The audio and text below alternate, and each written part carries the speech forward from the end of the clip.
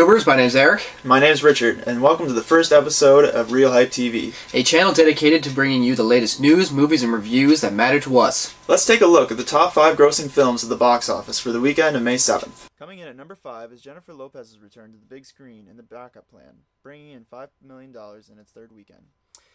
At number 4, starring Steve Carell and Tina Fey's Date Night, bringing in $5.5 million for its 5th weekend. Still among the top 5 in its 7th weekend is DreamWorks' latest animated feature, How to Train Your Dragon, making $6.6 million.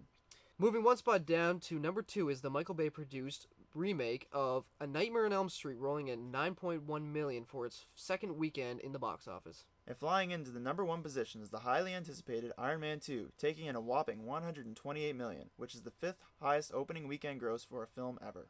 This week we'll be doing a review of Iron Man 2. Tony Stark has revealed his identity to the world and is ignoring calls by the United States government to hand over his Iron Man technology.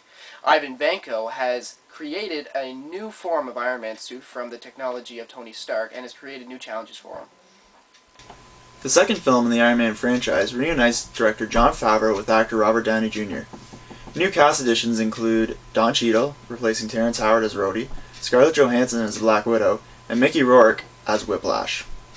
Well, I thought Robert Downey Jr. did a pretty good job as taking over the role again as Iron Man. He was a great job. He's just like the cartoon that I saw in the movie there, so he did a good job as that. Don Cheadle, I thought, replaced Terrence Howard really well. He did a much better job, a more brute kind of a guy. Yeah. Terrence Howard was kind of a bitch about it. Yeah.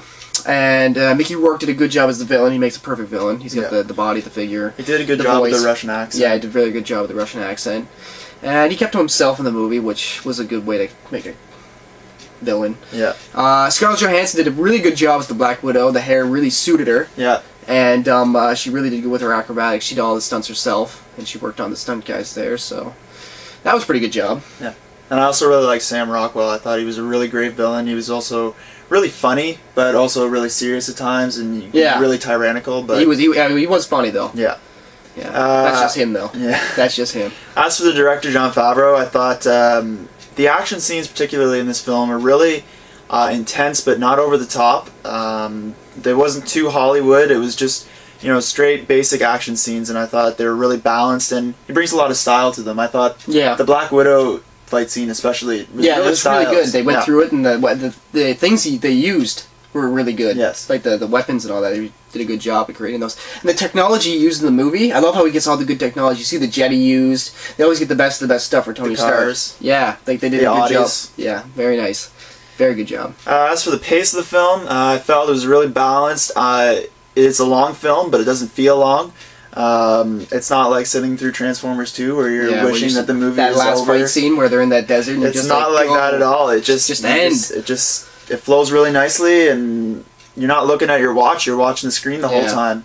I felt that too. I really liked the story because I thought it was really refreshing that the main character wanted to embrace his superhero side rather than trying to, get rid of his powers like we saw in Dark Knight or in Spider-Man 3 as well. Yeah. No, Spider-Man 2. Spider-Man 2, they kind of wanted to get rid of their powers, and Tony Stark really embraces Iron Man and right at the start when he comes down to the roof. Yeah. Yeah. And everybody's cheering, and he really plays it up, and I thought that really fit this character.